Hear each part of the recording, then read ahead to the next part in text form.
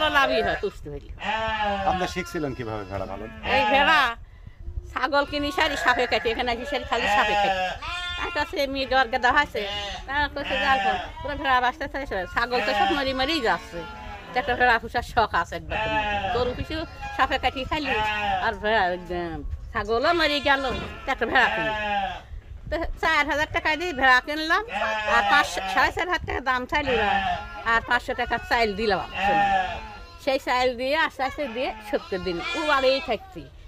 তারপর বিনের রাখ দিয়ে থেকে বাঁচলে এই এক ভেড়া দিই, এই 10 বছর ভেড়া পালন করতেছি। কতটি আছে? হ্যাঁ, কতটি? এখন 20টা আছে। 20টা? একটাতে 20টা? হ্যাঁ। বেচছেন কয়টা?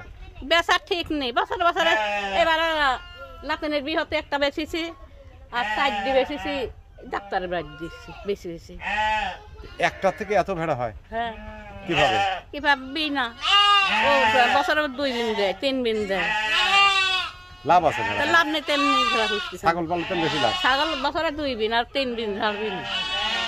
আর একটা আপনি যা দেখি আসেন রাত করি সকালে দিয়েছে এতক্ষণ লতাড়ি বাচ্চা, ওই যে ওর জন্য ঘাস লিখতে আইছি।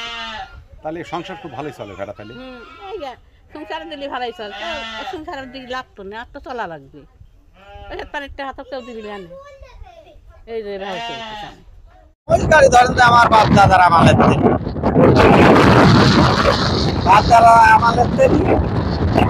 যে এগুর গান আমারে আছে,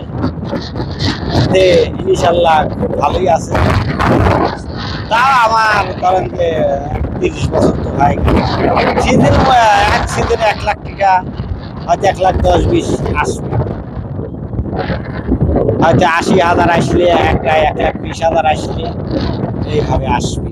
মোষ পালন করে ধরেন যে ঘর করেছি, বাড়ি জমি কিনেছি, 5-7 বিঘে জমি তো করেছি। মোষ দিয়ে চলে, আল্লাহ চলায়। মোষ দিয়ে দেশে ওসিলা মোষ দিয়ে চলায়, ধরেন মোষের ওসিলাই চলে।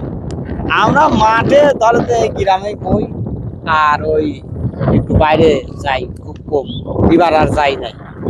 মই দেই না, ধরেন যে মই দেই, গাড়ি বই, ধান টানি সব তাই করি, মই সব কামই করে। এখন ধরেন যে চোর এক সময় তো প্রচুর মোষ ছিল, এখন মোষ নাই, কারণ দাম বাড়িয়ে গেছে।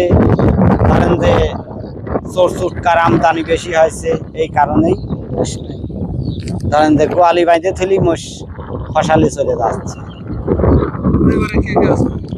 পরিবারে মেলাই আছে, 4-5 জন লোক আছে।